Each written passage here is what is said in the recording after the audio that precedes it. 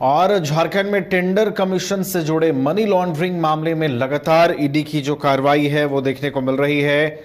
और tender commission घोटाले में कई कार्रवाई भी हुई है। झारखंड में जो ग्रामीण विकास मंत्री थे आलमगीर आलम, पहले उनकी गिरफ्तारी है और उसके बाद जो इनपुट्स उनसे पूछताछ में मिलते हैं उसके बाद कार्रवाई का दायरा आगे बढ़ता है।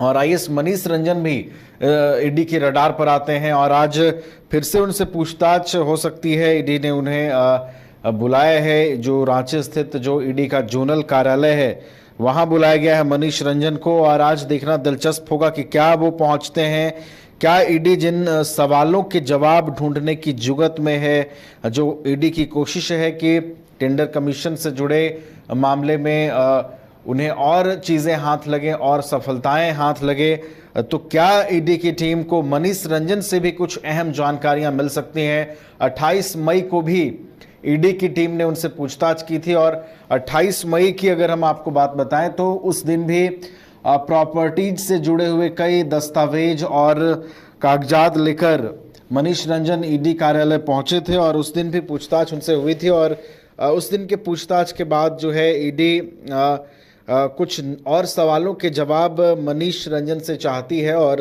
यही वजह है कि आज फिर से उन्हें पूछताछ के लिए बुलाया गया है। आज ईडी उनसे पूछताछ करेगी। और देखिए, सबसे बड़ी बात यह है कि ये जो टेंडर कमीशन से जुड़ा हुआ पूरा मामला है, इसमें जिस तरीके से मनी लॉन्ड्रिंग हुई है, इसमें कई लोग इन्वॉल्व हैं, कई लोगों की संलिप्तता जो है सामने आई है। और सवाल इसलिए भी उठ रहे हैं कि जिस राज्य का ग्रामीण विकास मंत्री टेंडर कमीशन से जुड़े मनी लॉन्ड्रिंग के आरोपों में जेल में बंद हो, तो फिर लाजमी है कि ये एक बड़ा नेक्सस इस पूरे घोटाले में शामिल रहा है। और अब परत दर परत जो है चीजें ईडी की टीम खोलती जा रही है।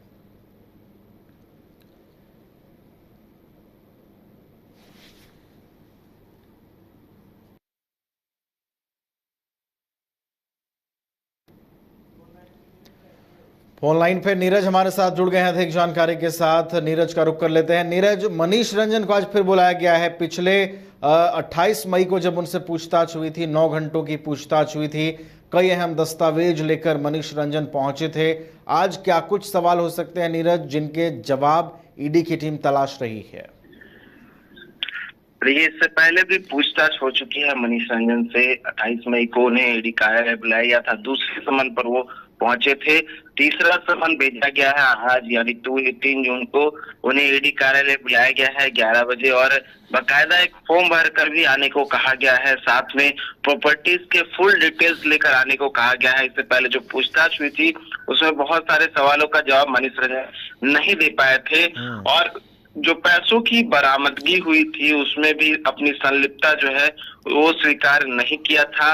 साथ ही जो आरोप उन पर लगा था और ये कहा जा रहा था कि मंत्री आलमगीर आलम की तरह उन्हें भी कमीशन जाता था, उस बात पर भी इनकार करते हुए नजर आए। और उन्होंने कहा था कि उनके संज्ञान में जो बातें सामने आई थी, जो अफसर इस तरह के कार्य करते थे उन पर उन्होंने कार्रवाई की, उनकी इस पूरे मामले में संलिप्तता नहीं है।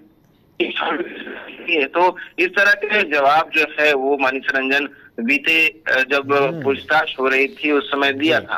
हालांकि उनके सवालों के जवाब से कहीं ना कहीं ईडी के अधिकारी जो थे वो संतुष्ट नहीं थे और लिहाजा एक बार फिर से उन्हें ईडी कार्यालय बुलाया गया फुल डिटेल के साथ। और कहीं ना कहीं एक बार फिर से करने की कोशिश की जाएगी और जो नाम उनका आया है उसमें नाम उनके आने से क्या कुछ जो है उनका कड़ी जुड़ता है, क्या कुछ जो है आधार ईडी के पास है जिसको जोड़ते हुए जो है मनीष रंजन पर आरोप लग रहा है, ये भी कहीं ना कहीं ईडी उस मामले को जो है जांच रही है। लेकिन मनीष रंजन से कई सवाल होंगे जो कि आलमगीर आलम से जब पूछताछ हुई थी तो ईडी को वो सवाल तैयार हुए होंगे, तो उस सवाल का जवाब कहीं ना कहीं मनीष रंजन से लेने की कोशिश की जाएगी।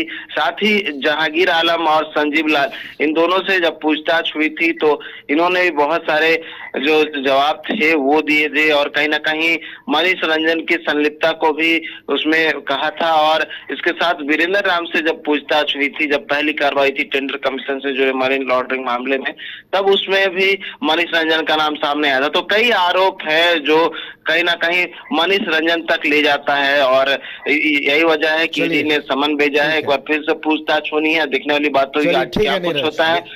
बिल्कुल देखने वाली बात होगी कि क्या पूछताछ होती है और कड़ियां किस तरीके से और आगे जोड़ी जाती हैं। पूरे डिटेल्स के साथ मनीष रंजन को एक बार फिर से बुलाया गया है और इस बार पूछताछ में क्या नए खुलासे सामने आते हैं, इस पर नजर बनी रहेगी। आप भी नीरज नजर बनाए रखिएगा। फिलहाल बहुत बहुत धन्यवाद हमारे साथ जुड़ने के लिए।